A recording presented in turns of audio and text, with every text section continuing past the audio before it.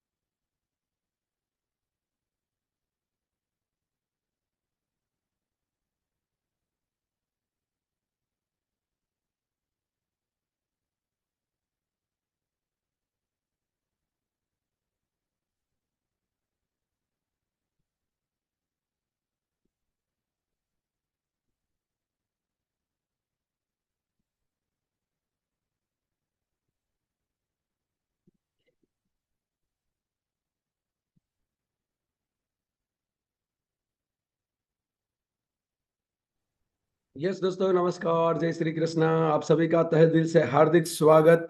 Good morning, जय श्री कृष्ण। मेरी आवाज ठीक तरह से आ रही होगी, आप लोग सुन पा रहे होंगे। बिल्कुल विराज में मेरी आवाज आ रही है ना? ओके। यस। आप सभी का तहे दिल से हार्दिक स्वागत। बिजनेस डेवलपमेंट इंस्टीट्यूट की भी आपसे मैं Hiren Trivedi, insurance agent, trainer, motivator, आप सभी का तहे दिल से हार्दिक स्वागत कर रहा हूं। चलिए, नाउ सिलसिला एक महीने से नॉन स्टॉप सुबह 7 बजे, और सुबह 7 बजे से लेके 8 बजे तक 1 घंटा आप रेगुलर बेस पे जुड़े हो। और रेगुलर बेस पे हम भी लगे हुए हैं, हम दोनों लगे हुए हैं। Mission 10 lakh rupees. बातें करेंगे, थोड़ा रिपोर्ट लूंगा, और फिर आज के हमारे परफॉर्मर के साथ धुरंधर बैटिंग करेंगे। चलिए ना, पहले शुरुआत करते हैं। कोई भी प्रोग्राम की शुरुआत माँ सरस्वती वंदना से। सो आज के प्रोग्राम की शुरुआत माँ सरस्वती वंदना से। माँ सरस्वती वंदना, जो भी ईश्वर भगवान में मानते हो, यहाँ पे हमें प्रार्थना करनी है माँ सरस्वती वंदना की। सो प्लीज ज्वाइन अस, माँ सरस्वती वंदना। साइलेंट कर दीजिए। या कुंदेन्द्रु तुषार धवला, या शुभ्रवस्त्रामृता, या वीणावरदण्डमण्डितकरा,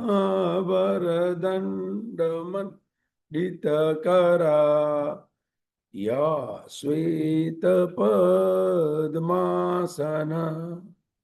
या ब्रह्माच्युतशङ्कर प्रभृतिभिः देवै सदा वन्दिता, सा मां पातु सरस्वती भगवती निःशेषजाड्यापहा।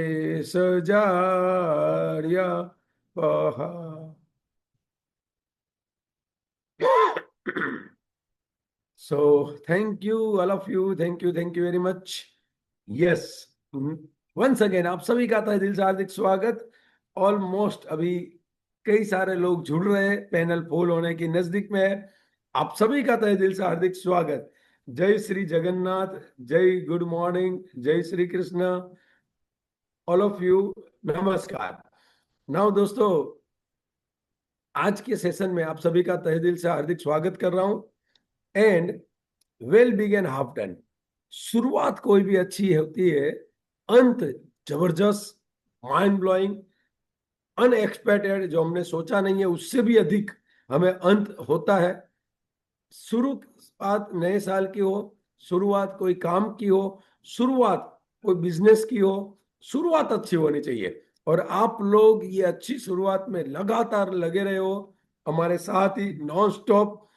और हम भी, जैसे आज मुकेश सर मथुरा में है, मैं अभी जूनागढ़ में बैठा हूँ, मेरे गांव में, मेरी जन्मभूमि। तो आज अलग अलग सिटी से नॉन स्टॉप आपके बीच रहते हैं, मैं और मुकेश सर, हर दिन नए परफॉर्मर के साथ। लेकिन ये नए परफॉर्मर के साथ हम आपके बीच में आते हैं, लेकिन मुझे ये जानना है कि ये ऑलमोस्ट अभी 20 दिन से ज्यादा हो चुका है। तो 20 दिन के ज्यादा पीरियड में आप लोगों ने कितना प्रीमियम अर्न किया? चलिए फटाफट, मुझे प्रीमियम चाहिए, अभी पॉलिसी नहीं, ओनली फॉर प्रीमियम। प्रीमियम कितना अर्न किया? हमारा टारगेट है 10 लाख रुपीज, 10 लाख रुपया प्रीमियम। चलिए फटाफट लिखिए सभी लोग, पूरे भारतवर्ष से। ये महीने में आपने कितना प्रीमियम किया? अप्रैल महीने में शुरुआत। ओ हरिशंकर जी, शुरुआत करो शुरुआत। देखो यहाँ पे सुनील जी ने लिखा है, 2 पॉलिसी 51,000। पंकज भाई, नए साल चालू हो गया है, 2,10,000। देखो 1 lakh, very good very good. 2.5 lakh, 89,000। लिखो लिखो फटाफट, जितने दोस्त है। 1.5 लाख। क्योंकि देखो कहाँ पे पहुंचे वो हमें पता होना चाहिए। आज कहीं पे भी हम जा रहे हैं तो बीच में हमने कौन सा स्टेशन आए, गवर्नमेंट ने हाईवे पे हर एक सिटी जो नजदीक है, वो कितना किलोमीटर से आप कहाँ तक पहुंचे, एक एक 2-2 किलोमीटर की रेडियस में उन्होंने वहां पे बोर्ड लगाया है। वैसे हमें भी पता होना चाहिए। 50 lakh single premium, Hiren bhai, very good Hiren भाई, कॉन्ग्रेचुलेसन। हमारे मर्सिडीज बेंज परचेस किया है सिर्फ 3 से 4 साल की एजेंसी में। हमारे हिरेन पटेल धर्मपुर से है, 70,000 रुपीज। हमारे सिद्धराम जी, वेरी गुड। चलो संजय भाई, 2,25,000 रुपया। 26,000 रुपया Deepak ji. Regular 2.2 Hiren bhai, very good.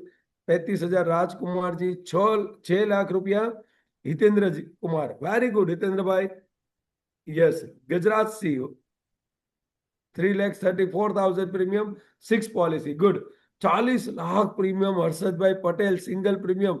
हमारे दूसरे धुरंधर जिनको सुनना बाकी है, अहमदाबाद से हमारे विराज भाई के ग्रुप से ये हर्षद भाई, 40 lakh premium, very good. 1.5 lakh रुपया, 2.5 लाख रुपया, 50,000, 1,25,000, 1 लाख। हित की वजह कुछ स्टार्ट नहीं किया, हीट की वजह से। अरे भाई, साल में 4 महीने तो हीट होने वाली है। अगर हीट की वजह से चालू नहीं करेंगे, कोई मतलब नहीं है कोई। देखो, हीट को सूरज दादा से हमें प्रेरणा लेनी चाहिए। सूरज दादा कभी ऐसा नहीं सोचते कि आज इसकी वजह से मैं नहीं आऊंगा। वो सुबह आ ही जाते हैं 4 बजे 5 बजे। वैसे हमें उनसे प्रेरणा लेनी है। हीट की वजह हो या बारिश की वजह हो, देखो अभी तो हीट की हुई, फिर बारिश हो जाएगी, तो क्या 4 महीने घर पे बैठे रहेंगे हम? हाँ, आज सभी जगह काम करना पड़ेगा। इसीलिए बोलते हैं कार लेते हैं, कार लेके निकल सकते हैं। हाँ, वेरी गुड। चल, 8 lakh premium, very good. Vidyasagar ji, 20 policy. देखो ये परफॉर्मेंस होना चाहिए। बाकी सब दोस्तों को भी हीट लगती है, ऐसा नहीं है कि उनको हीट नहीं लगती, लेकिन वो काम कर रहे हैं। आज हम भी काम कर रहे हैं, यहाँ पे हमारे जितने परफॉर्मर है आज परफॉर्म कर रहे हैं। तो हीट होती है, हीट रहेगी, वो उसका काम करेगी, हमें अपना काम करना है। श्योर। चलिए नाउ शुरुआत करते हैं दोस्तों। आज हम बहुत ही अजीज मेरे दोस्त और बहुत ही धुआंधार बैटिंग करने वाले कॉन्सेप्चुअल मास्टर मैं बोल सकता हूं। यहाँ पे हर एक पार्टी के पास जाके क्या बोलना, कैसे बात करनी, और वहां जो ना बोल रहा है पॉलिसी की, वो हाँ में कैसे कन्वर्ट करना, ऐसे हमारे बादशाह है, अहमदाबाद से है, लगातार बेसिक एडवांस ये सब किया। और आज परफॉर्मेंस की बात करें दोस्तों, टोटल 10 टाइम एमडीआरटी, 10 बार एमडीआरटी। उनके बाद कक्षा चेंज किया, गियर चेंज किया, और non stop 5 time double MDRT. एक ही साल में 2 एमडीआरटी कंटिन्यू 5 साल से लगातार करते आ रहे। मैं इतना गारंटी देता हूं, उनकी बिहाफ से मैं गारंटी देता हूं, आज का दिन ये 45 मिनट जो हमारे बीच में रहेंगे, 45 to 50 मिनट, मैं एक दावा करता हूं, दावा कि पार्टी के पास अभी डर नहीं लगेगा। क्योंकि क्या बोलना, कैसे कन्वर्ट करना। मैं इतना भी बोल सकता हूं कि आज 25 साल से इंश्योरेंस इंडस्ट्रीज में हूं, 25 ईयर्स मुझे हो चुके हैं। आज 25 साल में पिछले 12 साल से विराज भाई, जिनको हम सुनने वाले हैं, आज के परफॉर्मर, उनके कई सारे आइडिया मुझे इतने मस्त लगते हैं। और इसमें एक तो मैं अभी बोल देता हूं कि बेटी को इंश्योरेंस कैसे बेचना, जीवन उमंग जीवन उत्सव, उनके मास्टर है, मास्टर। और पार्टी को रुला देते हैं और पार्टी चेक लिखती है। ऐसे धुरंधर बैट्समैन हमारे बीच में है। स्वागत कीजिए जरा, बीडीआई स्टाइल से स्वागत कीजिए, डिजिटल वे से स्वागत कीजिए। हमारे साथ विराज शाह जी है, उनका स्वागत कीजिए। विराज भाई, आपका स्वागत हो रहा है, and most thank you welcome. Thank you very much sir. Thank you very much. जय Shri thank you. Krishna, good morning, जय श्री कृष्ण। नमस्कार, most welcome. Thank you sir. सबसे पहले आपका तहे दिल से शुक्रिया, आपने मेरे को ये प्लेटफॉर्म पे मेरे एक्सपीरियंस शेयर करने का मौका गॉड दिया। Bless. Thank you very much sir. Sir ठीक है मेरा विराज जी, बेसिक अभी हाँ। हाँ शुरुआत करनी है। पहले, सबसे पहले हम्म, आपको इंट्रोडक्शन मैंने यहाँ पे थोड़ा दिया, विस्तृत, कैसे इंश्योरेंस में आए, इंश्योरेंस बिजनेस में, फिर आपने कैसे काम किया, और फिर बैटिंग शुरू कब की और कैसे बैटिंग की। और ऐसी बैटिंग करनी है कि यहाँ पे जितने भी दोस्त बैठे हैं ना, उन वो आज ही 2 5 10 पॉलिसी तो आज ही बेच पाए। ऐसी बहुत ही जबरदस्त आपके जो कॉन्सेप्चुअल बातें होती है, आपकी जो अलग अलग बातें होती है, वो साले साहब को कैसे पॉलिसी बेचा, वो सब डिस्कशन यहाँ पे सभी के बीच में। और हो सकता है थोड़ा बीच में ले लीजिए लैपटॉप, क्योंकि ये हाँ, यस, ये आप बीच में आ जाए, बस, perfect perfect, yes yes. Thank thank you very much sir. मैं मेरा 2003 का एजेंसी है। 2003 से एजेंसी लेने के बाद ये सुना था कि मिनिमम एजेंसी टिकाने के लिए 12 पॉलिसी करना जरूरी है, और 5 साल अगर चालू रहा तो ही रिन्यू मिल सकता है। तो 5 साल खाली 12 12 पॉलिसी करके 5 साल बिगाड़ दिया। एक साल गलती से 13 पॉलिसी हो गया, तो भी मैंने डीओ से बोला ये कहाँ से गलती हो गई, एक पॉलिसी कैसे ज्यादा होगा। तो ये मेरा बेसिक है। फिर 2008-9 से, बाद में 2009 से एमडीआरडी करना चालू किया, तो कम हर साल एमडीआरटी होता था। 2009 से लगातार एक एजेंसी में एमडीआरटी होता। तब तब जाके ये आप मुकेश सर ऐसे सबको गुरुजन आईओए बीडी ऐसी कोई संस्था मालूम नहीं था। यूट्यूब में मुकेश सर का वीडियो देखा, तब जाके मालूम पड़ा कि ऐसी संस्था इंश्योरेंस एजेंट को ट्रेनिंग भी देती है। बाकी कोई मालूम ही नहीं था कि ऐसी कोई संस्था है। तो तब जाके 2018 में कॉल किया ऑफिस पे, तो मालूम पड़ा कि आपका बेसिक कोर्स है। बेसिक कोर्स लगा है। तो मेरे को आज भी तारीख है 11 मई 2018 से आपका बेसिक कोर्स किया। ये इसलिए तारीख याद है क्योंकि तब से कैरियर के ट्रांसफॉर्मेशन हो गया था। तब तब एक एक एमडीआरटी आसानी से होता था, लेकिन उसके बाद एक के आगे गाड़ी रुक जाती थी, आगे नहीं बढ़ती थी। बाद में बेसिक किया, बेसिक के बाद तुरंत एडवांस कर दिया। एडवांस के बाद तुरंत सीसी पार्टिसिपेंट बन गया। सीसी में फिर एफटीएस भी कर दिया। फंडामेंटल कोर्स, कॉम्बो कोर्स, एक भी कोर्स ऐसा नहीं है कि आपका नहीं किया है। और हर महीने जो सीसी लगता है, 2018-19 से आपके साथ जुड़ा हूँ, तो एक भी महीना ऐसा नहीं है कि ऑफलाइन कोर्स में मैं नहीं आया। कभी मेरी छुट्टी नहीं रहती। वो दूसरा कोई भी काम है तो मैं एडजस्ट कर लेता हूँ, और वो सब सीखने के कारण ही ग्रोथ होता है। कई बार मेरा पॉलिसी छोटी होती है टिकट साइज, तो दिन की एक आध पॉलिसी पहले डेली बिक जाती थी। तो कई बार ऐसा होता था कि कोर्स में आऊँ तो उस दिन पॉलिसी नहीं बिकती, तो एक दोस्त ने बताया कि तेरी 25 27 पॉलिसी होती है, तो 20 22 पॉलिसी होती है, बाकी के दिन क्यों नहीं होती। तो मैंने बताया कि 4 दिन छुट्टी का होता है, उसमें पॉलिसी नहीं बिकती, और 2 दिन क्लास में जाता हूँ तो उस दिन पॉलिसी नहीं बिकती। तो दोस्त ने बताया कि तो कोर्स में नहीं जाता तो उस दिन भी पॉलिसी बिक जाती ना। तो मैंने बताया कोर्स में जाता हूँ तभी तो 20 22 बिकती है, नहीं तो 20 22 नहीं बिकती, वो 2 दिन नहीं बिकेगी तो चलेगा। तो एजुकेशन लेने से फर्क पड़ जाता है। टिकट साइज भी बढ़ गई उसके बाद। और क्लोजिंग का रेशियो भी बढ़ गया। अलग अलग आइडिया मेरे पास तो 5-10% आइडिया ही थे, बाकी 90% आइडिया आपके पास से सीखा, उसके कारण क्लोजिंग बढ़ गया। और दूसरा जो आपने बताया, जो मेरा जीवन उमंग जीवन उत्सव 2019 के बाद लगातार दो MDAT हुए। और ये जीवन उमंग और जीवन उत्सव के बताया मैं आपने कंसेप्ट, तो मेरा जितने भी क्लाइंट है, जितने भी, उन सबकी, हर एक डॉक्टर को, मेरे जितने भी कस्टमर, उनको 70% डॉक्टर को मैंने जीवन उमंग जीवन उत्सव दिया हुआ है, सब डॉक्टर को दिया हुआ है। मैं जाके सबसे पहले तो मैंने ये बाइफरगेट किया मेरे कस्टमरों का, कि जो जो को एक लड़का एक लड़की है, तो मैं उनको, जो जो एक लड़का लड़की था तब पूछ लेता था, उसको मालूम रहता है कि वो स्कूल में पढ़ती है, कॉलेज में पढ़ती है, तो कौन से एक टाइम पे मिनट घर एक पे। मिनट एक मिनट। दोस्तों, नोट पेन लेके बैठना। ये देखो, मैं भी नोट पेन लेके बैठा हूँ। विराज भाई के आइडिया से मैं दावा करता हूँ 100% पॉलिसी सेल का। सो नोट पेन लेके 1 बाय 1 पॉइंट लिखते जाना, बहुत ही सुंदर।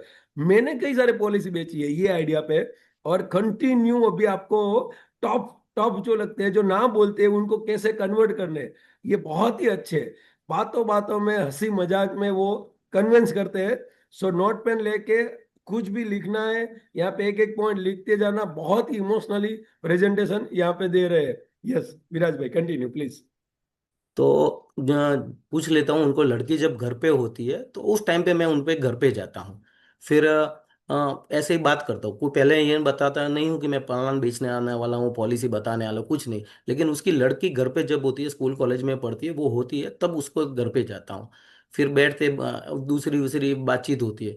फिर मैं उनको पूछता हूँ कि सर, आप लड़का लड़की दोनों को एक ही तरह से रखते हो, कोई भेदभाव नहीं रखते हो ना? तो वो बोलते हैं कि नहीं नहीं, हम तो कोई भेदभाव नहीं रखते। मैंने बोला ऐसे हम देखा जाए तो लड़का होता है जो माँ से करीब होता है ऐसे सब में, और लड़की होती है वो बाप से करीब होता है। आप दोनों को सही रखते हो ना, कोई भेदभाव नहीं? तो बोला नहीं नहीं, हम सही रखते हैं। और वो खुद ही बोलते हैं कि हम लड़की को थोड़ा ज्यादा रखते हैं, मैं, वो मेरे दिल से करीब होती है इसलिए। फिर मैं उनको बोलता हूँ कि अब जब वो दोनों छोटे थे, तब आपने उनको दोनों को खिलौने एक सरखे ले दिए थे ना, ऐसा नहीं है कि लड़का को ज्यादा ले दिया लड़की को कम ले दिया। वो बोलते हैं कि नहीं नहीं, हम दोनों को सही ले देते हैं, ऐसा कोई भेदभाव। फिर मैंने बोला साइकिल भी दोनों को ले दी होगी, ऐसा नहीं कि लड़का को दे दी लड़की को नहीं, कि दोनों को हम सेम रखते हैं, कोई भेदभाव नहीं। फिर मैं बोलता हूँ कि पढ़ाई में भी दोनों को एक ही स्कूल में रखा है, कि लड़की है तो उनको म्यूनसिपालिटी स्कूल में रख दिया, लड़का है तो उनको इंग्लिश मीडियम में इंटरनेशनल, नहीं, कि दोनों को एक ही स्कूल में साथ में ही जाते हैं। फिर मैं उनको बोलता हूँ कि वो बड़े होंगे, कॉलेज में आएंगे, तब उनको दोनों को व्हीकल भी ले दो। कहा कि दोनों को व्हीकल दे देंगे, कोई फर्क नहीं, हमारे लिए लड़का लड़की कोई फर्क नहीं है। दोनों को, अगर मैं, वो हर एक बाप ये बोलता है कि लड़की को मैं थोड़ा ज्यादा देता हूँ, लड़के को थोड़ा कम देता हूँ। मैंने बोलता है आपको लगता है कि 20-25 साल तक आप थोड़ा ज्यादा देते हो या सही रखते हो, लेकिन 20-25 साल के बाद दोनों आपसे अनजाने में बहुत बड़ी गलती हो जाती है। तो फिर वो बोलते हैं कि कैसी गलती हो जाती है, हम तो दोनों। फिर मैं बोलता हूँ उनको कि आप जो मकान में रहते हो, 1 करोड़ 1.5 करोड़ का जो भी मकान है, ये शादी, दोनों की शादी हो गई मान लो, कि बराबर, लड़के की शादी लड़के, तो मैं बोलता हूँ कि ये शादी के बाद किसके किसके हिस्से में जाएगा ये मकान? बोलता है कि वो तो लड़के के हिस्से में जाएगा। फिर मैं बोलता हूँ आपका मेरे पास है, LIC पॉलिसी है, म्यूचुअल फंड का पोर्टफोलियो है, स्टॉक मार्केट में इन्वेस्टमेंट है, आपका PPF है, जो भी है, वो दोनों की शादी हो जाने के बाद किसके इसके हिस्से में जाएगा? बोलता है कि लड़के के हिस्से में जाएगा। फिर मैं बोलता हूँ ये आपका मकान का 20-25 लाख का इंटीरियर है, आपकी गाड़ी है, 2 व्हीलर है, वो सब भी किसके हिस्से में जाएगा? बोलते हैं वो भी लड़के के हिस्से में जाएगा। मैं बोलता हूँ दूसरी सबसे बड़ी चीज, आपने इतने सालों से जो धंधा जमाया हुआ है, जो 30-35 साल के, तो अब जो भी ये कुर्सी पे बैठेगा, उसको जीरो से शुरुआत नहीं करने के, उसको महीने का 5 लाख, 10 लाख, 3 लाख, आप जो भी कमाते हो, 2 लाख, वो सीधा उनको वहीं से शुरुआत करने की, उसको बैठे बैठे इतनी कैरियर मिलने वाली, वो किसके हिस्से में जाएगी? वो बोलते कि वो भी लड़के के हिस्से में, इससे मैंने बोला बस यही सबसे बड़ा भेदभाव होता है। लड़की जब ससुराल जाती है तब सब कुछ छोड़ के जाती है, वो तो सब छोड़ के जाती है, ये धन दौलत वो सब, लेकिन उसके आगे आपकी सरनेम होती है और उसके पीछे आपका नाम लगता है, वो भी छोड़ के जाती है, वो सब छोड़ के जाती है। उसको शादी के बाद आपको उसको लगता है कि मेरे दो घर है। उसको लगता है कि एक मेरे पिता का घर है, एक पति का घर है, लेकिन थोड़े 2-5 साल के बाद उसको एक कड़वी वास्तविकता मालूम पड़ जाता है कि पति का घर है वो मेरा ससुराल है, और पिता का घर है वो मेरा मायका है, उसका खुद का कुछ नहीं है। वो ससुराल में जहां भी जाएगी, उसके नाम का बैंक अकाउंट होगा, बैंक अकाउंट में बैलेंस होगा, एटीएम कार्ड होगा, एटीएम कार्ड का पिन नंबर भी उसको मालूम होगा, उसके घर के अलमारी की तिजोरी भी, चाबी भी उसके पास होगी, उसमें कैश भी पड़ा होगा। लेकिन आज की तारीख में कोई भी लड़की को ससुराल जाती है तो उसके पास 5,000, 25,000, 50,000 कुछ भी वापरना है तो उसके पास ऐसा कुछ पैसा नहीं होता है कि उसको वापरने से पहले या वापरने के बाद उसको हस्बैंड को बताने नहीं पड़े। या तो पहले बताना पड़ता है कि या मैं ये इतना रुपया खर्च करूं, या तो बाद में बताना पड़ता है कि मैंने इतना रुपया खर्च किया। हम जो मर्जी चाहे, जितना पैसा जहाँ चाहे तब हम उड़ा सकते हैं, उसके पास उसकी फाइनेंशियल फ्रीडम नहीं है। तो आप नोटबंदी में देखना कि हर एक लेडीज के अलमारी में से बहुत कैश पैसे निकले, और जो पैसे कितने 5 साल, 10 साल, 15 साल पहले, और हमारे जेब में 10 साल, 10 दिन, 15 दिन भी पुराने भी कैश निकलते, क्योंकि हमारे पास नया पैसा आ जाता है, हम इजीली खर्च कर डालते हैं। लड़की के पास नया पैसा आता नहीं है, इसलिए वो संभाल के रखती है बहुत पैसा, क्योंकि उनको मालूम है नया पैसा नहीं आने वाला। तो एक ऐसा एक आयोजन उसको देना चाहिए कि उसको हर साल थोड़ा थोड़ा, हम ज्यादा कुछ तो ये सामाजिक व्यवस्था उसके नाम नहीं दे सकते। फिर मैं उसको एक एग्जांपल देते, हमारे सामने एक पड़ोसन रहते थे, वो किराए पे, हमारे सामने वाला मकान किराए पर होता है, तो एक पड़ोसन रहते थे। तो उनको, उसके मैरिज एनिवर्सरी, तो उसको उसने अपने हस्बैंड से 5,000 रुपया मांगा कि मेरे को 5,000 रुपया दो, मेरे को काम है। उसके हस्बैंड को मालूम पड़ गया कि ये मेरे को मैरिज एनिवर्सरी अगले महीने, इसलिए गिफ्ट लाने के लिए दे रही। तो उसने ना बोल दिया उसको कि देखो अभी अपने को, अभी किराए पे इतने साल से रहे, अभी नया मकान लेना है, तो देखो तेरे को जो चीज़ लेनी है वो मैं ले देता हूँ, मेरे को जो चाहिए वो मैं, हम साथ में ले देते हैं। तो एक 5,000 का खाली पीली खर्चा करने की जरूरत नहीं है। फिर उसको लग गया कि ये मकान लेने फिर उसने मेरी वाइफ को बोला कि मेरे को 5,000 रुपया दो, मेरे को इसके लिए जरूरत। मेरे पास भी है, मेरे वाइफ के पास भी ऐसा कोई बंदोबस्त नहीं था, तो उसने मेरे को कॉल करके पूछा कि मैं दूँ, मैंने बोला दो, कहीं नहीं जाएंगे, वो दे देंगे वापस। फिर उसकी, वो सामने वाले बहन जी ने बताया कि मेरे हस्बैंड इतना कमाते हैं, मेरे मायके ने, मेरे पिताजी ने सब कुछ दिया, लेकिन पैसा मेरे पास नहीं दिया है, इसलिए मेरे को 5,000 रुपये चाहिए, तो भी मेरे को वो हाथ हाथ लंबाना पड़ता है। और वो बोल रहे हैं कि उसकी बात भी गलत नहीं है, 3 के नया फ्लैट लेना है, लेकिन मेरे को 3 BHK फ्लैट नहीं चाहिए, 2 BHK नहीं चाहिए। मेरे को एक हौस है, मेरे को इच्छा है कि मेरे हस्बैंड को एनिवर्सरी पे गिफ्ट देना है, तो वो पैसे के लिए मना कर दिया। तो फिर ऐसा नहीं होना चाहिए। फिर मेरे वाइफ ने बोला कि जो हुआ सो हुआ, अभी आप काम निपटा दो। तो कहने का मतलब कि लड़की के पास ऐसा कुछ पैसा नहीं होता। गुजरात के प्रखर वक्ता ने अपने भाषण में बताया था कि लड़की, अपनी लड़की की शादी में दो आदमी को पैसे का बंदोबस्त नहीं हो तो कम बुलाओ, दो दो आइटम कम पिरोसो, लेकिन एक ऐसा बंदोबस्त दो कि उसको हर साल थोड़ा थोड़ा पॉकेट मनी के लिए पैसा मिलता रहे।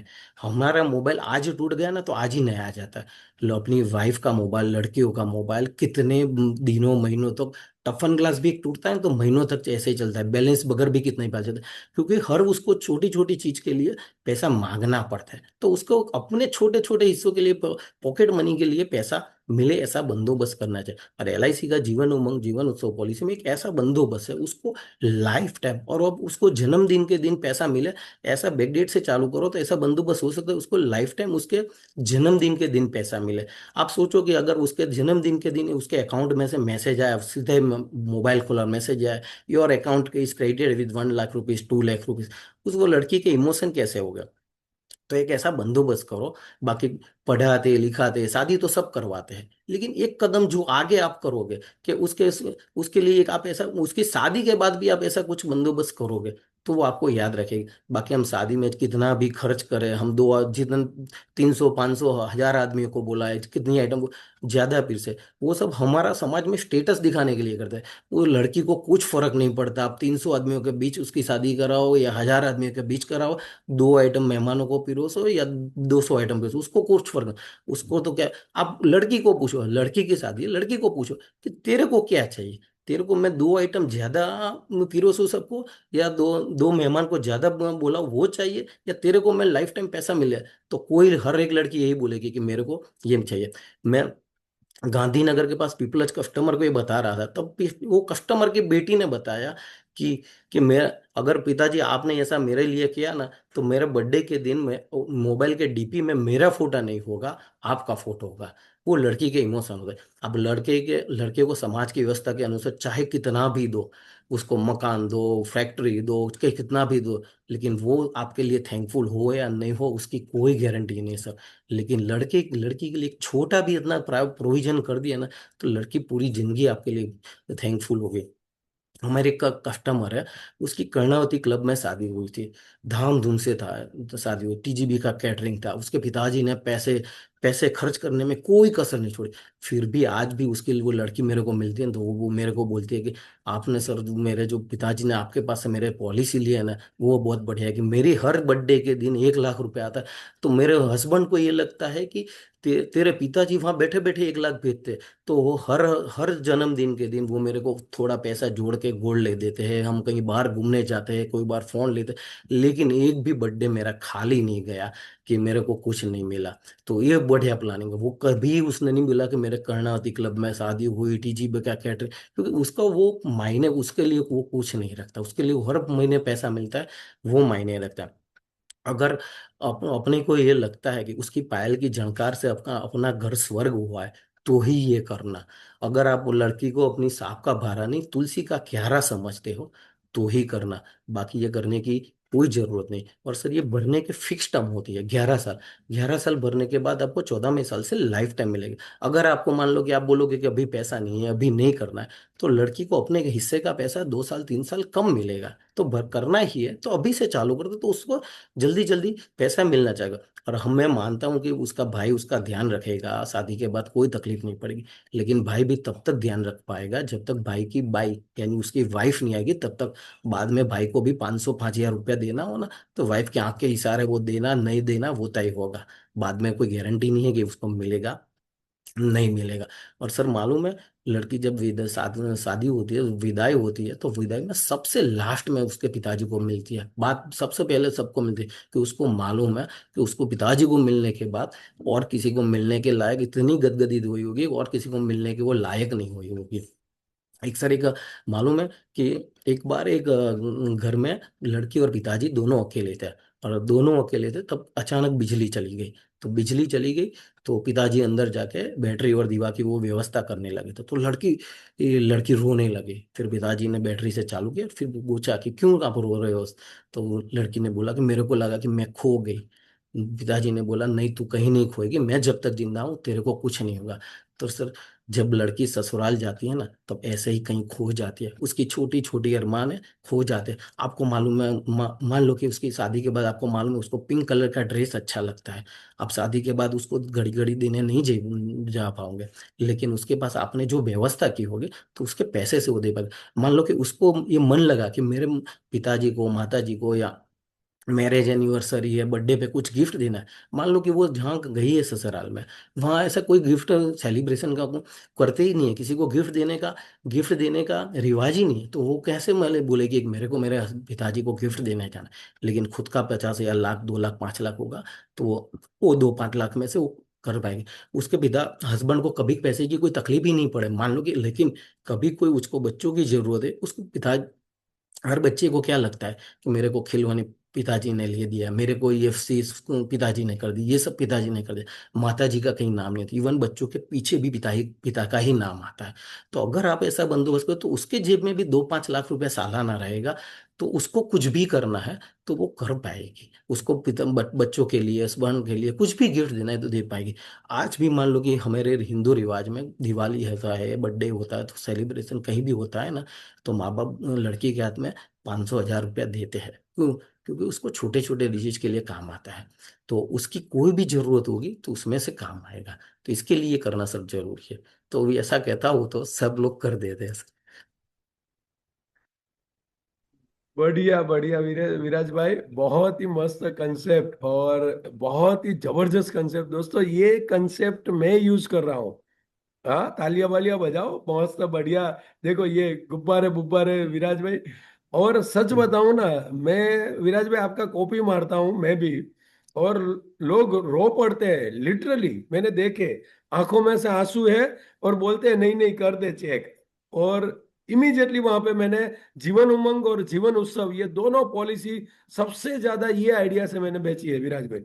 और वो हम्म। डायलॉग शायद मैं स्किप हो गया है या पता नहीं है, मीन्स आपने बोला है मेरे ध्यान में नहीं है। एक पंच लाइन विराज भाई बोलते हैं कि सर, हर एक हर एक हाँ। हर एक बेटी के हर घर में, हर एक हर बेटी को पिता।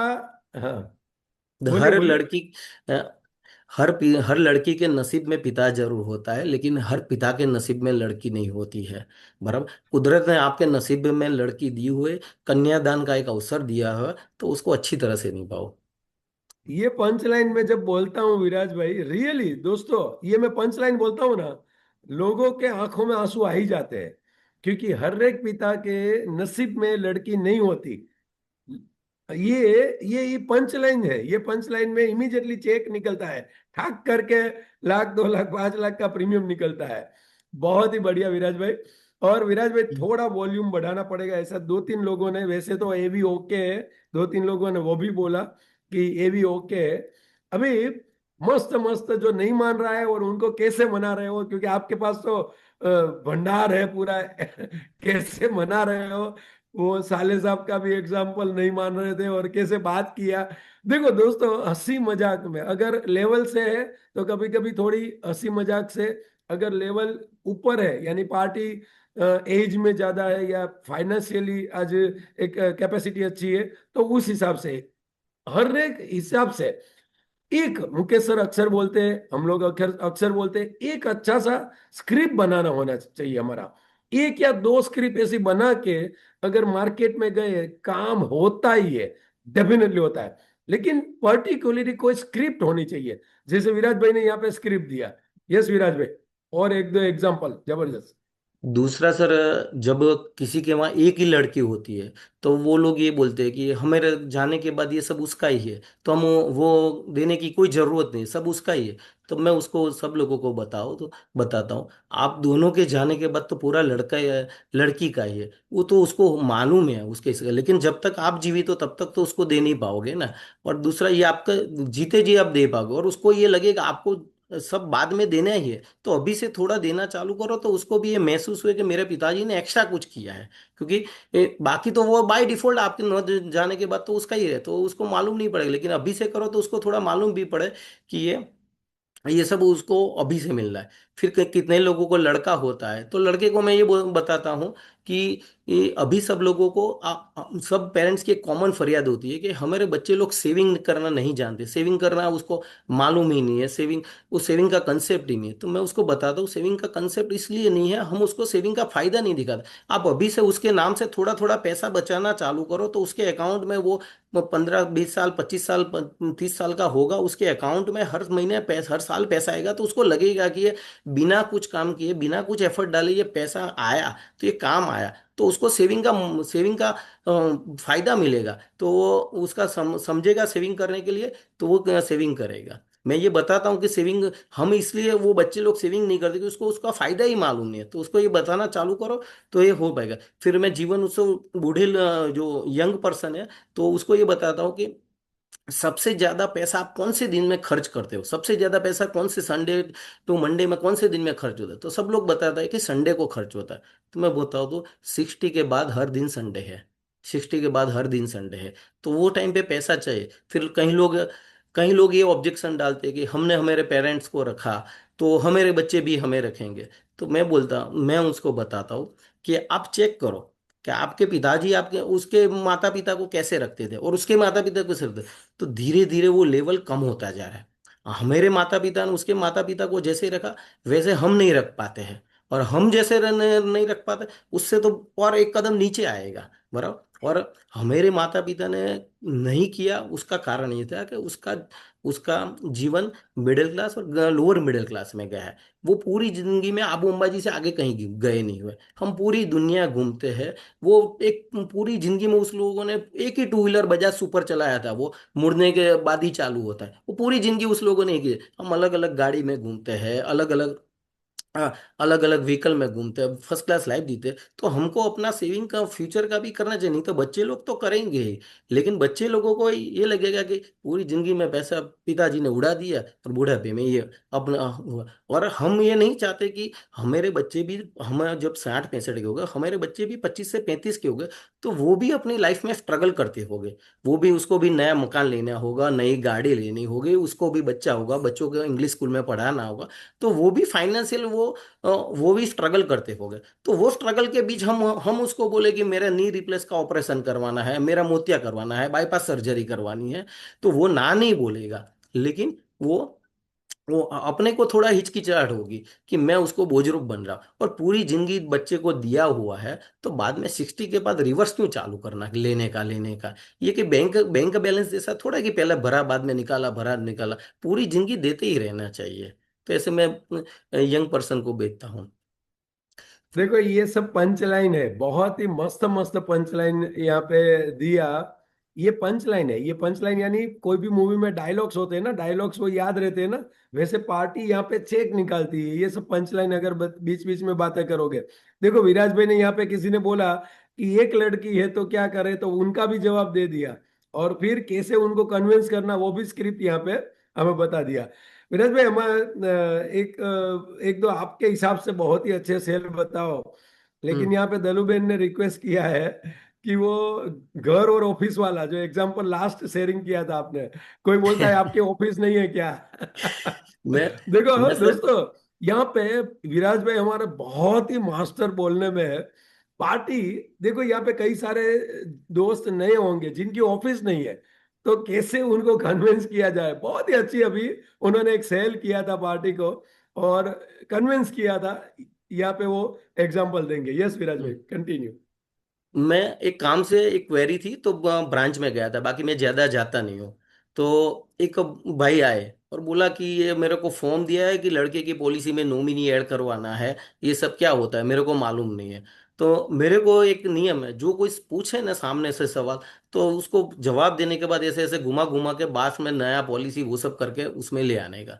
बरा तो उसको नॉमिनी का ऐड करने का, बैंक डिटेल वो सब निपटा दिया। फिर मैंने उसको बताया कि तीन चार, मैंने बोला आपके ये सब काम सर आपके एजेंट का है, आपके एजेंट क्यों नहीं करते? तो कि मेरे एजेंट सब पॉलिसी उतार उतार के चले गए। तो मैंने बोला कोई प्रोफेशनल एजेंट के पास क्यों नहीं काम करता, कोई आया नहीं। फिर मैंने नीचे वो ब्रांच में मेरा फोटो है, मैंने दिखा, ये देखो मेरा फोटो है, और मैंने बताया कि आज से नहीं है, 2010 से लगा हुआ है, ये प्रोफेशनल वे से काम करना चाहिए। मैंने बताया कि ये सब आपके पास फॉर्म है ना, वो सब मेरे बैग में भी है, ये सब एजेंट को करना चाहिए।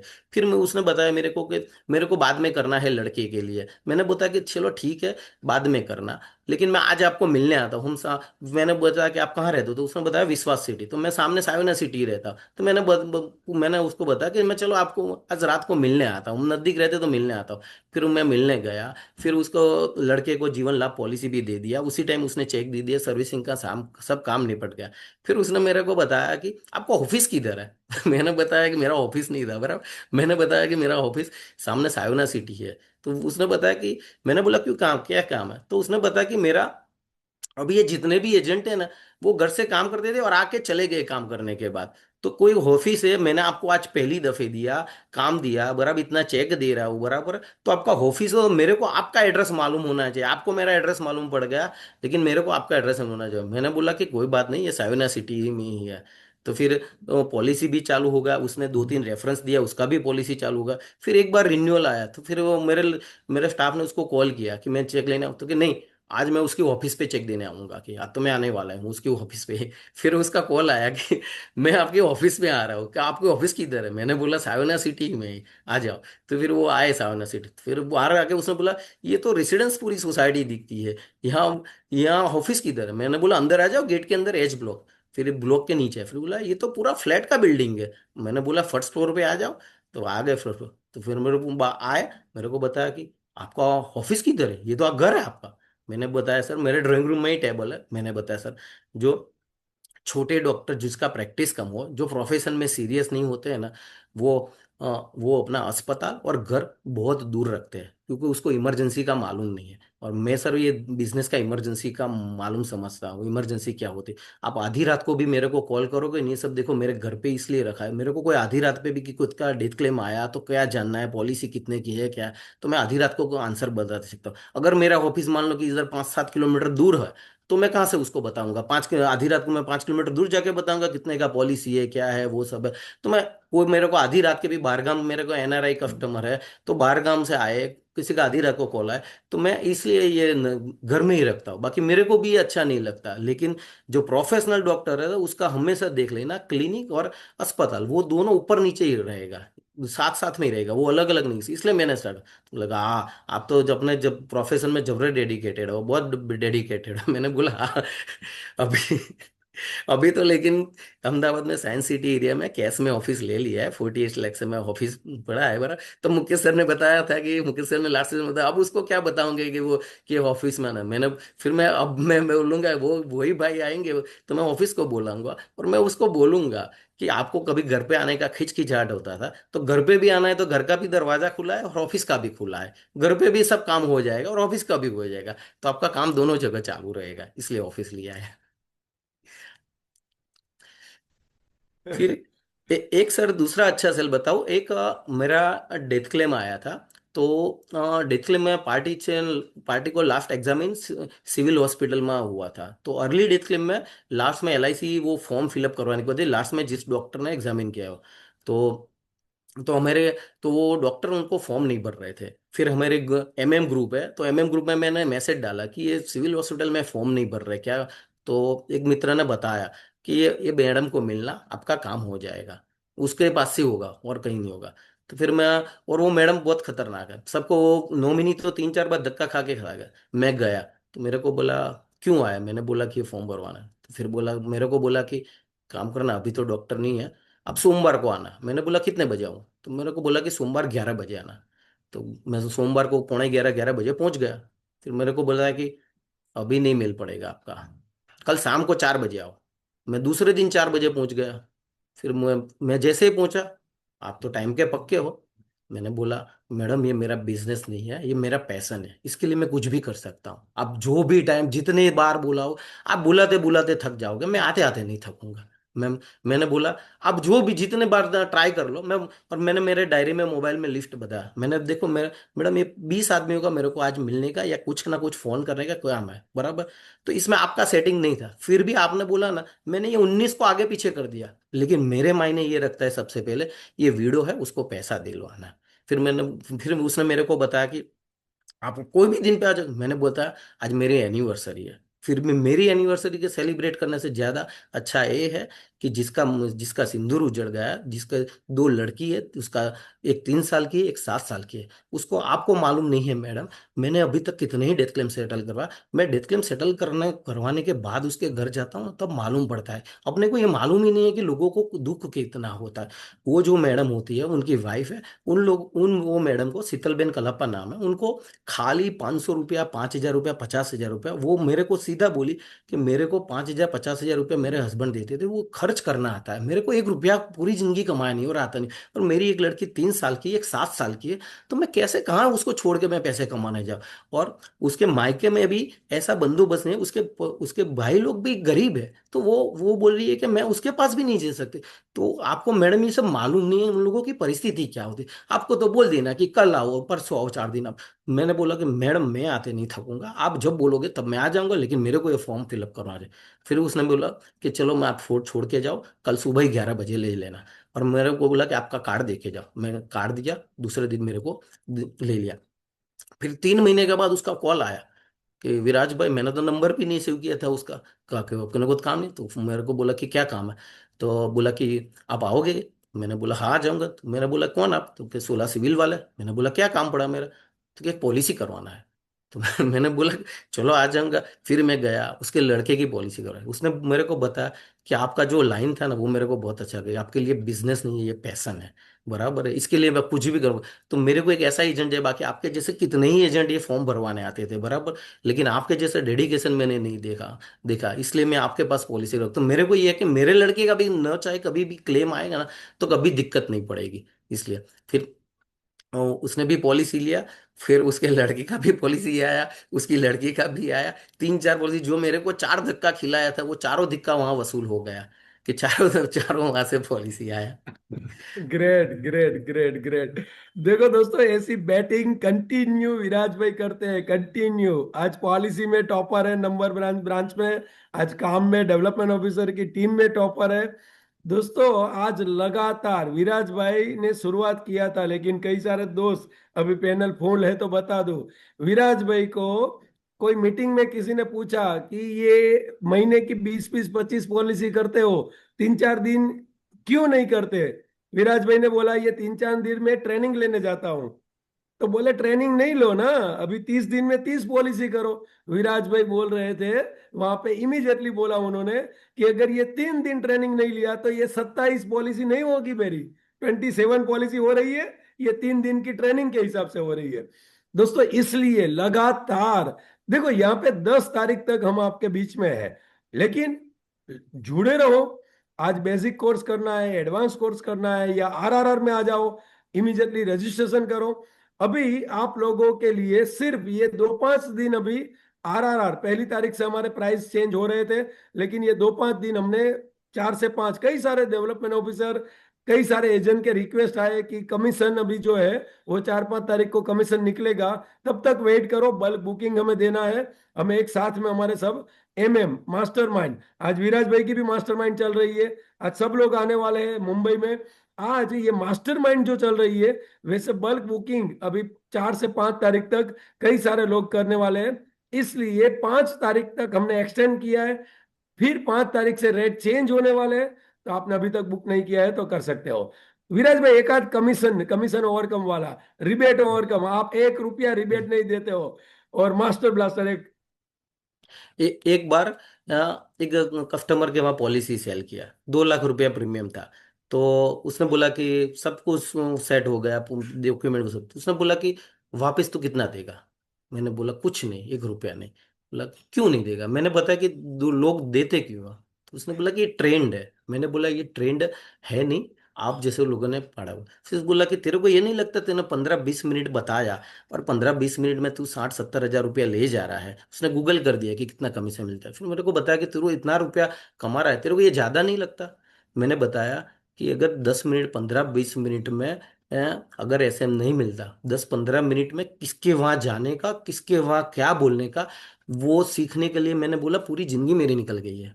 ऐसा नहीं है कि 10 मिनट में क्या बोलना, मशीन गन जैसा नहीं होता है कि फटाफट गोली निकल जाए। वो क्या बोलना और किसके सामने क्या बोलना, वो सीखने में पूरी जिंदगी निकल गई। ये 10 मिनट की बात नहीं है मेरे, मैं 25 साल की तपस्या की बात है, इसलिए मैं नहीं दे सकता। फिर उसने मेरे को बताया कि, मैंने बोला कि अगर 10 मिनट 15 मिनट में ऐसे ही बीत जाती तो, अब चलो, अब आप जो बोलोगे, जिसके वहां बोलोगे, हम साथ में जाते हैं, बराबर। हम मैं सबके सामने आपके जैसे जितना बोला उतना ही बोलूंगा। अब देखते देखते हैं कितने लोग चेक देते हैं, नहीं देते ऐसे लोग। फिर मैंने बताया कि आप लोगों के जो बिजनेस होते हैं उसका, तो मैंने बताया कि आपके बिजनेस में उसका गाड़ी लेन लेन बेच का बिजनेस था। मैंने बताया कि आपका बिजनेस इधर बैठे हो, फिर भी आपकी गाड़ी बिकती होगी, कहीं गाड़ी खरीदती होगी, तो उसके आपकी हाजिरी की जरूरत नहीं है। हमारे बिजनेस में हमको पूरा दिन लगा रहना पड़ता है, उसका एक कीमत है। फिर मैं कई कस्टमर को बताता हूँ ये रिबेट ओवरकम के लिए कि सना सरखेज के आगे सना सलगाम है, उसमें मेरे दो भाइयों की पॉलिसी थी, एक जयेश भाई मनीष भाई। तो दोनों भाइयों को मैंने पॉलिसी बताई थी 1.5 लाख प्रीमियम की। तो एक भाई ने लिया, दूसरे भाई ने मेरे को कमीशन के वास्ते नहीं लिया, कि विराज भाई कमीशन नहीं देते तो मैं दूसरे से ले लूंगा, नहीं लिया, मैं तो आ गया। फिर कोरोना हुआ, कोरोना में दोनों को कोरोना हुआ, लेकिन जो जयेश भी मेरे कस्टमर थे उसने मेरे को बताया कि ये हुआ है। तो हमारे ग्रुप में ही एक दोस्त है किशोर भाई, वो एसवीपी में जॉब करते थे, और शुरुआत में अहमदाबाद में कोई हॉस्पिटल वाले केस लेते नहीं थे, और लेते तो 3 लाख 4 लाख 5 लाख का बिल होता था। तो उसने मेरे को बताया कि मेरे को हुआ है, तो मैंने वो उसको किशोर भाई से बात की, अपना दोस्त है तो उसके बात हुई, और उसका एडमिशन भी वहाँ होगा। उसकी जेब से 1 रुपया नहीं गया, उसको 2 टाइम उसके घर से टिफिन मिला, नारियल पानी, सब बढ़िया ट्रीटमेंट मिले। उसका बेड सही जगह नहीं था, तो किशोर मैं उसको रात को 1 बजे मेरे को कॉल किया कि बेड अच्छी जगह नहीं है, बाजू में टॉयलेट है। तो रात को 1 बजे मैंने किशोर भाई को कॉल किया, तो उसका बेड ऐसे चेंज कर दिया, उसको पूरा रिवर फ्रंट का व्यू मिला, बराबर। और दूसरे भाई मनीष भाई को भी कोरोना हुआ, बराबर। उसने जयेश भाई ने मेरे को कमीशन नहीं दिया, मैंने कमीशन दिया। मनीष भाई को कमीशन मिल गया, 40-50 हज़ार कमीशन दूसरे एजेंट के पास से सेम पॉलिसी लिया, और मेरे को बहादुरी से बताता मैंने ये पॉलिसी ले लिया, देखो आप नहीं दे रहे तो उसके पास। तो उसने 45 हज़ार मेरे से बचा लिया, लेकिन उसको कोरोना हुआ, उसको 5.5 लाख रुपया प्राइवेट हॉस्पिटल में बिल पे करना पड़ा। आप मेरे से पॉलिसी लेते हो तो मेरे से अकेले से नहीं जुड़ते, मेरे जैसे 800 फैमिली के साथ जुड़ते हो। तो आपने जो भी मेरा का 30-35-50 हज़ार, लाख 1.5 लाख रुपया है, वो कहीं ना कहीं कोई नहीं कोई जगह पे बच ही जाएगा आपका। जैसे उसने 35-50 हज़ार रुपया मनीष भाई ने बचा लिया, बराबर, जयेश भाई ने ऐसा नहीं सोचा, बराबर, तो उसने बचा लिया। तो उसका वो 5.5 लाख रुपया कोरोना में हुआ, उसको 1 रुपया नहीं हुआ। तो आप मेरे से जुड़ते हो तो ये बेनिफिट रहेगा आपको। और दूसरा चीज जो प्रोफेशनल वे से काम नहीं करते हैं ना, आपको मेरे मेरे को पहचान में कितने ही एजेंट ऐसे लोग होते हैं जो सर्विस बाद में नहीं दे पाते। आपको मालूम है सर कि आपका प्रीमियम का ग्रेस पीरियड के बाद अगर प्रीमियम भरा और क्लेम आया, तो मान लो कि 15 लाख की पॉलिसी एक्सीडेंटली क्लेम आया, तो आपको 15 की जगह 30 लाख मिलने वाला है, लेकिन वो 15 लाख ही मिलेंगे फैमिली को। क्यों? क्योंकि प्रीमियम ग्रेस डेट में नहीं भरा है। और 98% एजेंट की एजेंसी 2-5 साल में वो सरवाइव ही नहीं कर पाते, क्योंकि उसको ओवरहेड खर्चे जो होते हैं वो सेट ही नहीं होते। तो सेट नहीं होने के कारण वो लोग एजेंसी छोड़ देते हैं। आप जैसे लोगों को खुद पे करना पड़ता है। और सर एक चीज है, सस्ता महंगा रोए एक बार, सस्ता रोए बार बार। आप मेरे को कमीशन पॉलिसी दोगे, मैं कमीशन नहीं दूंगा, आपको एक बार लगेगा कि मैंने कमीशन नहीं दिया है, आपको ज्यादा गया, लेकिन पूरी जिंदगी 15 साल 20 साल आपको सर्विस मिलेगी सर। वो जो वो कमीशन ले जाता है वो पूरी जिंदगी रोता रहता है कि पॉलिसी लैप्स हो गई, पॉलिसी रिवाइव करनी है, लोन करनी है, सरेंडर करनी है, आपको कितना टाइम जाएगा सर। इसलिए इसलिए सर मैं नहीं दे पाता। जबरदस्त जबरदस्त। और देखो यहाँ पे रेगुलर बेस पे रियाज जरूरी है, रेगुलर बेस पे। आज आप सभी दोस्तों को यहाँ पे बताया गया है, वापिस एक रिमाइंडर दे दूं। @मुकेश जोशी, @हिरेन त्रिवेदी आज हमारी टेलीग्राम चैनल है। कोई भी कोर्स, वेरी गुड, बढ़िया। चलो डिजिटल, पहले तो विराज भाई का स्वागत करो, और स्वागत करो। और ये सब आइडिया जबरदस्त निकल रहे हैं। देखो यहाँ पे गुब्बारे चल रहे हैं। और दोस्तों इससे कंटिन्यू कई सारे कोर्सेज की इंक्वायरी, आरआरआर की इंक्वायरी, या कुछ भी इंक्वायरी चाहिए, @मुकेश जोशी, @हिरेन त्रिवेदी, @अल्पेश शाह हमारी टेलीग्राम चैनल है। वहां पे कई सारी इंफॉर्मेशन, पीपीटी, कई सारी सर्क्यूलर, ये सब लोग, कई सारे वहां पे मटेरियल, ये सब कुछ वहां पे उपलब्ध होंगे। आप डाउनलोड कर सकते हो, आप ये बेनिफिट फ्री ऑफ चार्ज में ले सकते हो। बीडीआई थिंक टैंक है, ऑलरेडी 2-3 सेशन अभी जो लास्ट में 2 दिन के बाकी है, बाकी सब सेशन बहुत ही जबरदस्त चल रहे हैं। जीरो कंप्लेन है। अगर कहीं पे प्रॉब्लम है, सोचो आज पूरे भारतवर्ष में एप्लीकेशन चल रही है, एक एक या दो लोगों के वॉल्यूम नहीं आ रहा है, ये सब में मत पड़ो, अपना इंस्ट्रूमेंट चेक करो। क्योंकि यहाँ पे 1,000 लोग सुन रहे हैं एप्लीकेशन के माध्यम से और पैनल के माध्यम से, 1,000 एंड मोर। तो आज प्रॉब्लम होता तो यहाँ पे हमें पता चल जाता। तो वैसे ही एप्लीकेशन में भी हमारे इंस्ट्रूमेंट किसी हमारे दोस्त को बताइए, जो टेक्निकल में अवेयर है उनको बताइए। बहुत ही जबरदस्त एप्लीकेशन, सब भी वीडियोस मस्त चल रहे हैं, और लोग मजा लूट रहे हैं, लोग बेनिफिट ले रहे हैं। उसका बेनिफिट लेके मार्केट में धूम मचा सकते हो। यस विराज भाई, आपका कोई फेवरेट आइडिया जो मस्त आपने बोला हो और वहां पे अच्छा सा प्रीमियम निकला हो, आपको कोई ऐसा याद आ रहा है? दूसरा सर ये बता दूं, वॉल्यूम इधर से फुल है, हाईएस्ट है, उसके ऊपर नहीं जा सकता लैपटॉप की बाउंड्री क्रॉस होने के बाद। बराबर। पर और दूसरा, जिन लोगों को आवाज कम आती है, भैया शादीशुदा इंसान हूं तो घर में बोलने की आदत नहीं है, अभी वाइफ मायके गई है तो थोड़ा बोल पाता हूँ। बाहर बोलने की आदत है। आज घर पे बैठ के सर ने बोलना, अभी वो बताया, अभी घर पे बोलने की आदत नहीं है क्योंकि आदत नहीं है, शादीशुदा खाली सुनने की आदत है। हूँ। बढ़िया विराज भाई, बढ़िया। चलिए ना, मस्त है, एक आध आइडिया, एक दो, अभी दू, 10 मिनट है हमारे पास। दूसरे सर, हाउस वाइफ को मैं कितने ही हाउस वाइफ को पॉलिसी देता हूँ। कितने ही लोग ये कह देते हैं कि मैं पूछता हूँ, जाता हूँ तो, कि भाभी जी क्या करते हैं, तो वो बोलते हैं सीधा कि वो कुछ नहीं करते, हाउस वाइफ है। तो मैं उनको तुरंत बोलता हूँ, ये कुछ नहीं करते ना, वो बहुत गलत शब्द है। वो सब कुछ करते हैं, इसलिए खाली हम पैसा कमाने का काम करते हैं, बाकी हम कुछ नहीं कर पाते। हम खाली पैसा कमाते हैं, बाकी वो सब कुछ। वो बोलते हैं कि वो नहीं हुए, वो 1 रुपया कमाते नहीं है, उनके न रहने के कारण हमको फाइनेंशियल क्या लॉस पड़ेगा। अब वो सब, एक कस्टमर ने बताया कि सीधा वो बताओ मेरे को, लॉजिक बताओ कि वो उसके नहीं रहने के बाद मेरे को फाइनेंशियली क्या लॉस पड़ेगा। मैंने बोला कि आप भाभी जी को 2 महीने 3 महीने मायके मायके भेज दो, 4 महीना, और बच्चों को इधर रहने दो, बच्चों को, फिर आपको मालूम पड़ेगा कि क्या फाइनेंशियल लॉस होता है। और दूसरा चीज, हमारे सोसाइटी में भी कोई 80-90 साल का कोई इंसान का डेथ हुआ है, वो याद करो आजू बाजू में, वो 90 साल का भी इंसान का डेथ होता है ना, तो भी 1-2 दिन हम मायूस रहते हैं, हम अपना ठीक से काम नहीं कर पाते। और हमारी घर की एक सदस्य का डेथ हो जाए ना, तो आपको लगता है कि आप दूसरे दिन से आपका रूटीन कर पाओगे? नहीं रहेगा। आपको जो हादसे में से बाहर आने में सर कम से कम 205 साल लग जाएंगे। और आप आप खाली पैसा कमाते हो, आप मैं और सब खाली पैसा कमाते हैं, वाइफ पूरा घर संभालते हैं। हम खाली मकान बनाते हैं, मकान में एक घर, और घर को स्वर्ग वाइफ ही बनाते हैं। इसलिए उसका बीमा बहुत जरूरी है। मैंने बोला कि मैं अगर, डॉक्टर पेशेंट को कोई भी दवा दे सकता है, लेकिन अगर अच्छी दवा है जरूर है तो ही लेता है। मैं मेरे एप्लीकेशन में देखा तो मेरी वाइफ का 60 लाख का इंश्योरेंस मैंने लिया हुआ है, क्योंकि मेरे को मालूम है कुछ होने वाला नहीं है, लेकिन हुआ तो मैं अभी जितना काम कर रहा हूँ उतना कतई नहीं कर पाऊंगा। इसलिए आप बोल रहे हो ना कि उसका नहीं होगा, तो मैंने बोला कि 3 महीने 4 महीने उसको छोड़ दो तो मालूम पड़ेगा कि उसकी अहमियत क्या है। तो भाभी जी अंदर से कभी कभार बोलते हैं, क्या ये घर के वाले को ही हमारी कीमत नहीं होती, बाहर वाले ही आके हमारी कीमत कर जाते हैं। तो मैं बिल्कुल। बोलता हूँ कि मैं अरे बोलता हूँ अरे कि की वाइफ वही बोलती है कि घर वाले को ही कीमत नहीं है, बाहर वाले को कीमत है। बिल्कुल सही है। फिर मैं उनको बोलता हूँ कि जीवन उमंग जीवन उत्सव बताता हूँ, उत्सव तो मैं बोलता हूँ उनको, उनको बर्थडे के दिन ऐसा पैसा मिले, ऐसा आयोजन करें। एक ट्रेंड हो हमेशा एक होता है ज्यादातर केस में कि वाइफ होती है उसकी 2-5 साल उम्र कम होती है, और हस्बैंड का डेथ वाइफ से भी पहले हो जाता है।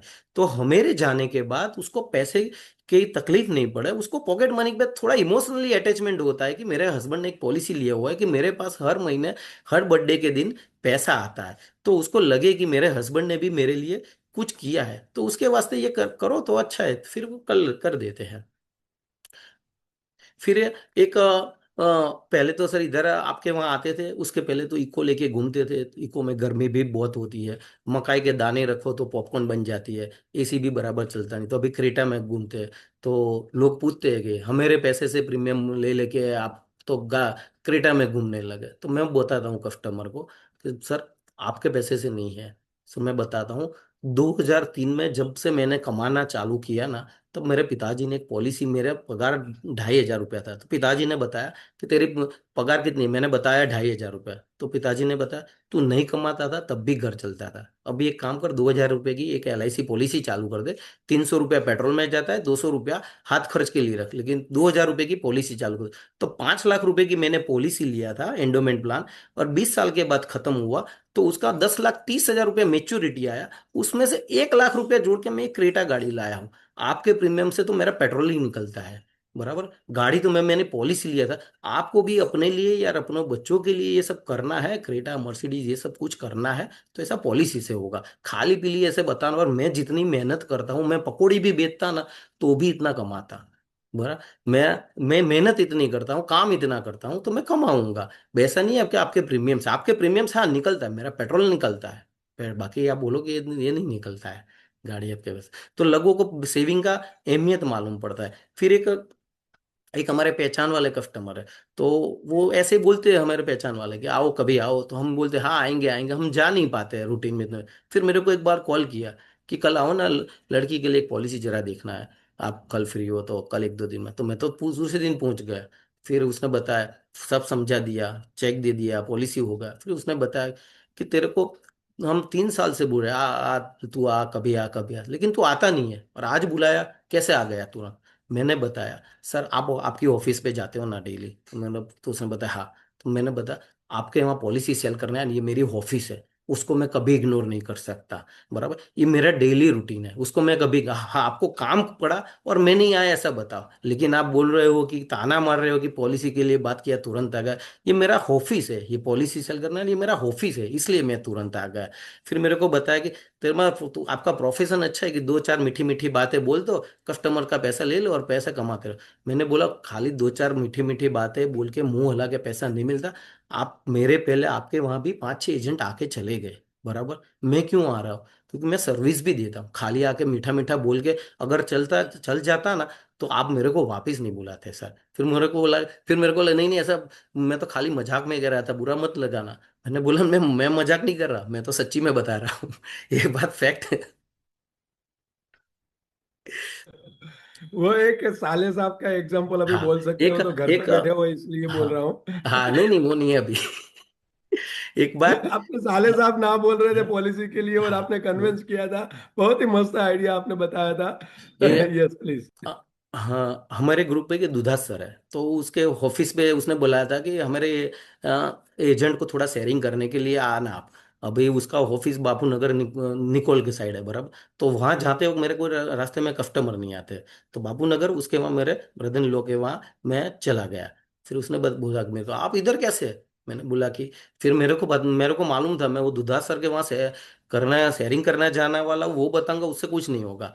मैं मेरे माइंड में थोड़ा स्क्रिप्ट रखता हूँ कि इसको जाके क्या बात करना है, कैसे बात करना है। मैंने बताया कि एक मेरा कस्टमर नहीं था, लेकिन मैं जिसके कस्टमर जिसको मिलता हूँ ना उसको उसके आजू बाजू की उम्र वाले की बात करता हूँ। उसकी उम्र 45 ईयर्स थी, तो मैंने बोला कि एक 40 ईयर्स आदमी साल का भाई है, उसका डिथ क्लेम सेटल करने जाना है। तो 46 ईयर में यार डिथ क्लेम आ गया। मैंने बोला हाँ, अटैक आ गया। अभी आप रोज का अखबार पढ़ो, रोज इतनी इतने कम उम्र 30 साल 50 साल की उम्र में कितने डिथ क्लेम आते हैं, कितने डिथ क्लेम बोला कितना बीमा था उसका? मैंने बोला कि मेरा नहीं था, लेकिन वाया वाया इंक्वायरी आई है तो 45 लाख का इंश्योरेंस था, बोनस बोनस सब मिला के करीबन 65 70 लाख तो आ जाएगा, उसका फैमिली सर्वाइव कर पाएगा। फिर उसका मुंह थोड़ा ऐसा हो गया। बोले पता कि मेरा कितना है? मैंने बताया आपका 10 15 लाख का है, 15 लाख बोनस के साथ 10 लाख का है, बोनस के साथ 15 लाख क्लेम आएगा तो आएगा। तो मेरे को बताया कि मैंने बताया 12वीं तक चलेगा, अपने में जो 12वां होता है ना वहां तक वो पैसा चल जाएगा, बाद में नहीं चलेगा। मैंने बोला कि लेकिन अभी नहीं है जरूरत मेरे को। फिर मेरे को बताया कि आप सब बैठे ही हो ना, मैं कहाँ अकेला हूँ। मैंने बोला ऐसा नहीं होता है, अपने को खुद का करना पड़ता है। जो साला होता है वो तारक मेहता में जो होता है वो साला ही तारक मेहता में ही अच्छा लगता है, रियल लाइफ में वो अच्छा नहीं लगता और होता भी नहीं है बराबर। और मैं अगर मान लो कि अगर कुछ हुआ, कुछ होने वाला है मगर हुआ बराबर, तो मैं कहाँ से किससे हिस्से में दूंगा? आपकी बहन के जो हिस्सा है उसी में से ही दूंगा ना, आपका भांजा भांजी का जो हिस्सा है उसी में से दूंगा। तो उससे बेहतर है कि आप खुद का ही प्लानिंग करो ना। फिर उसने पॉलिसी डन कर दी है, ऐसे हो गया। दोस्तों ऐसे कई सारे एग्जाम्पल और बहुत ही अच्छी तरीके से हमारा विराज भाई बात करते हैं वहां पे रेगुलर बेस पे। विराज भाई, 1 2 मिनट में रूटीन कैसा है, कैसे डेली हम्म। कितने कॉल करते हो और क्या काम करते हो? एक दोस्त ने पूछा था। यस। डेली रूटीन में 8:30 पे मेरे घर पे दो, अभी ऑफिस लिया है, अभी तो उसमें काम चल रहा है, 1 2 महीने में ऑफिस में शिफ्ट हो जाऊंगा बाद में। अभी मेरे वहाँ 2 एम्प्लॉई है, वो 8:30 बजे मेरे वहाँ आ जाता है। उनको पूरे दिन का काम सर्विसिंग वो सब हैंड ओवर करने के बाद 10 बजे मैं फ्री हो जाता हूँ। 10 से 11 बजे के बाद मैं लंच करके निकल जाता हूँ। मैं ज्यादातर टाइम किसको मिलने का, क्या बात करने का, कांटेक्ट में रहने का, मेरा दिन का 100 150 कॉल होता है, मोबाइल कॉल बराबर। सबसे कांटेक्ट में रहता हूँ और वो चेक करता हूँ कि किसके बाद कैसी बात करने से हो जाएगा। मान लो कि मैं व्हाट्सएप चेक करता हूँ, जिसका डीपी में वाइफ का फोटो होगा, बच्चे का फोटो होगा, तो उसके बाद बच्चे का या वाइफ का पॉलिसी सेल करने का थोड़ा इजी हो जाता है। तो मैं चेक करता हूँ कि डीपी में किसने किसका फोटो रखा है। फेसबुक में चेक करता हूँ कि किसने किसको अपनी वाइफ को विश किया, मैरिज एनिवर्सरी विश किया, तो वो चेक करता हूँ। तो वो जो करते हैं उससे इमोशनली अटैचमेंट उसका ज्यादा रहता है। और हर एक कस्टमर के वहाँ कांटेक्ट में रहने का ट्राई करता हूँ कुछ ना कुछ कारण से। और रेफरेंस भी मेरे को सर रेफरेंस भी ज्यादा मिलते हैं। मैं मेरे को जो भी आदमी रेफरेंस देता है उसका पॉलिसी हो जाए, तो मैं स्पेशल जाके जिसका रेफरेंस जिसने दिया है उसको जाके एक स्वीट का बॉक्स देता हूँ। वो मैं बताता हूँ आपने रेफरेंस दिया है बराबर, उसके लिए मैं आपको एक दे रहा हूँ, क्योंकि आप ये कस्टमर मेरे को याद नहीं रखेगा, उसका मेच्योरिटी का पैसा आएगा या डिस्क्लेम का पैसा आएगा, तो वो मेरे से पहले आपको याद रखेगा। मैं उसको एक एग्जांपल देता हूँ। मेरे कस्टमर दिनेश भाई खवास 32 साल की उम्र में एक्सीडेंटली एक्सपायर हो गए। तो उसकी वाइफ को टोटल क्लेम का पैसा 20.5 लाख रुपया है। तो उसकी वाइफ ने बताया था, उसकी वाइफ ने अपने हस्बैंड की फोटो रखी है ना, उसके बाजू में ये दिनेश भाई ने उसके हरीश भाई जो उसका दोस्त जिसने मेरे को रेफरेंस दिया था ना, उसकी दोनों की एक जॉइंट फोटो थी, उसको फ्रेम बढ़वा के रखा है। तो मैंने एक बार पूछा कि उसको, मैंने उसके घर पे पूछा ये फ्रेम क्यों है, तो उसने बताया थी ये हरेश भाई ने आपसे मेरा रेफरेंस बीमा करवाया था, इसलिए अगर ये बीमा नहीं होता तो मेरे को पूरी जिंदगी भीख मांगने की नौबत आती। इसलिए मैं आपको बाद में याद रखूंगी, एलआईसी को बाद में याद रखूंगी, मैं हरेश भाई को याद रखूंगी कि उसने आपने रेफरेंस। तो ऐसी ऐसी बातें करता हूँ, तो रेफरेंस भी मिल जाते। अभी एक भाई ने बोला, स्पेशल फोन किया, मैंने कहा धुरंधर मूवी देख के आना, के बढ़िया है। फिर मैंने बोला कि हाँ देख लूंगा, लेकिन मैंने बोला मेरे को धुरंधर 1 भी देखना बाकी है, धुरंधर 2 तो बाद में देखूंगा। फिर मैंने बताया कि वो अ, मैंने बोला क्यों ऐसा कैसे, तो मेरे को बहुत बढ़िया है। फिर मैंने उसको पूछा मेरा काम कैसा है, तो बोला कि आपका भी बढ़िया है। अच्छा, मैंने बताया कि मैं जो एलआईसी का मैच्योरिटी का पैसा आया था वो आपकी लड़की के विवाह में काम आया था, तो मैं उसने बताया हाँ।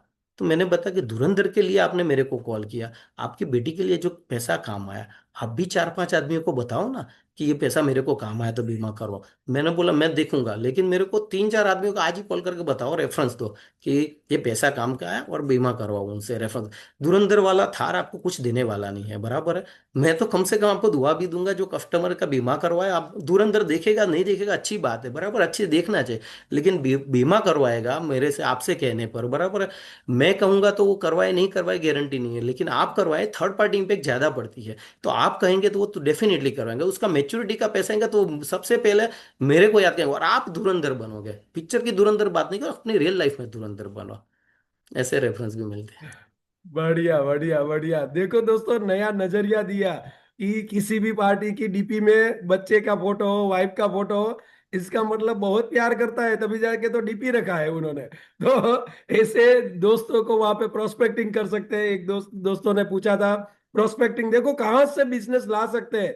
ये बहुत ही अच्छे अलग अलग नजरिया से विराज भाई ने बात किया। विराज भाई मैं बताता बहुत हूँ कि मजा आई। यस। मैं सर बताता हूँ, वाइफ में डीपी में फोटो रखोगे, आज रखोगे कल बदल जाएगा, 3-4 दिन कि 2-5 साल के बदल जाएगा डीपी में। लेकिन उसके लिए कोई प्लानिंग करोगे ना, तो उसके हार्ट में आपका फोटो रहेगा। डीपी में फोटो रखने की जरूरत नहीं, उसके हार्ट में आपका फोटो रखो।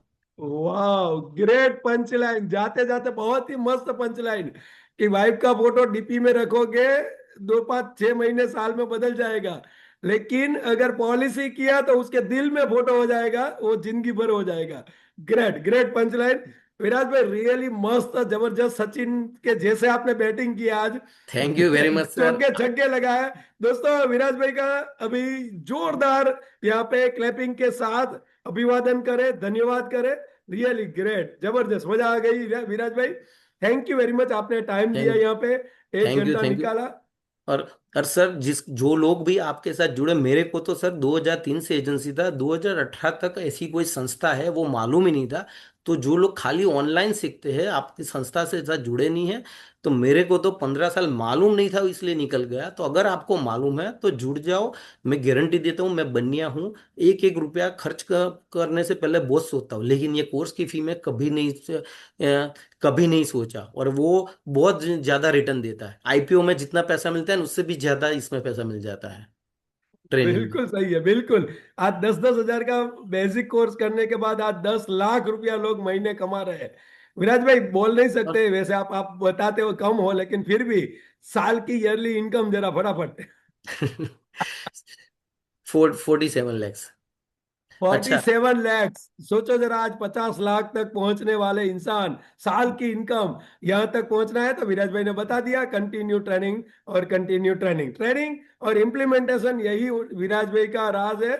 सो thank you Viraj bhai, thank you very much, यहाँ पे जुड़े और एक घंटा आपने दिया। Thank you very much. And thank you दोस्तों वेरी जुड़े मच सर। रहिएगा, कंटिन्यू नॉन स्टॉप, 10 तारीख तक, वेल बिगेन हाफ डन, शुरुआत जबरदस्त। और मार्केट में जाइए, ऐसे बातें कीजिए विराज भाई जैसे, और डेली का 10-20-25 हजार रुपया कमा के आइए। और साथ में अगर आपको आगे कोई भी ट्रेनिंग करनी है, @हिरेन त्रिवेदी, @मुकेश जोशी, @अल्पेश शाह, @हनुमान धमाल, आज वो चैनल में जाइए, वहां पे कई सारी डिटेल्स है, अपकमिंग प्रोग्राम की डिटेल्स है।